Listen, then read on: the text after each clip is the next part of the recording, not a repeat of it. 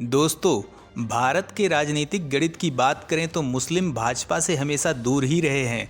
देश की दूसरी राजनीतिक पार्टियों ने देश के अंदर एक ऐसी हवा बनाई है कि भाजपा एक मुस्लिम विरोधी हिंदूवादी पार्टी है। श्री राम जन्मभूमि आंदोलन के समय कांग्रेस सहित दूसरे राजनीतिक दलों को ये बहाना मिल गया था कि भाजपा देश में मुसलमानों के खिलाफ हवा बना रही है, और भाजपा के खिलाफ इस तरह के कैंपेन का असर ये हुआ कि देश का मुस्लिम वर्ग कभी भाजपा को अपना नहीं सका। हालांकि भाजपा ने मुसलमानों को बहुत सी योजनाओं का फायदा पहुंचाया, लेकिन इन सब का कोई खास असर नहीं दिखा। मुसलमान अलग अलग राज्यों में अलग अलग राजनीतिक दलों को समर्थन देते रहे।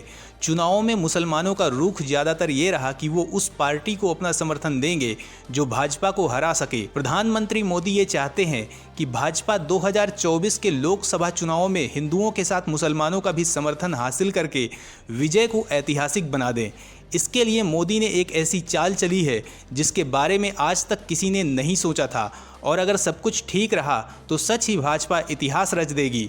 दोस्तों, मुसलमानों में भी कई वर्ग होते हैं, जिनमें 3 विशेष वर्ग हैं: अशराफ, अजलाफ और अरजाल।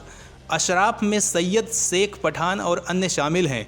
ये मुसलमानों में सबसे दबदबे वाला गुट है। कई लोग दावा करते हैं कि इनका संबंध विदेश से है। अजलाफ और अरजाल मुसलमान सबसे निचले पायदान पर हैं। इनमें मुख्य रूप से कारीगर आते हैं। अजलाफ और अरजाल मिलकर पसमंदा गुट बनाते हैं।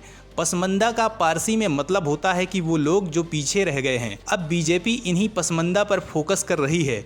बीजेपी के अल्पसंख्यक मोर्चा के प्रमुख जमाल सिद्दीकी ने कहा है कि पसमंदा समाज तक पहुंचने के लिए पार्टी 2 पहलुओं पर काम कर रही है।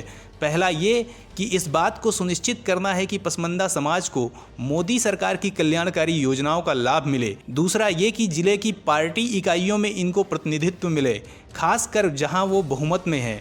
दोस्तों, पसमंदा कुल मुस्लिम आबादी का 80% है, और बीजेपी का लक्ष्य है विभिन्न राज्यों के चुनावों और 2024 के लोकसभा चुनाव की तैयारी के दौरान उन तक पहुंचना।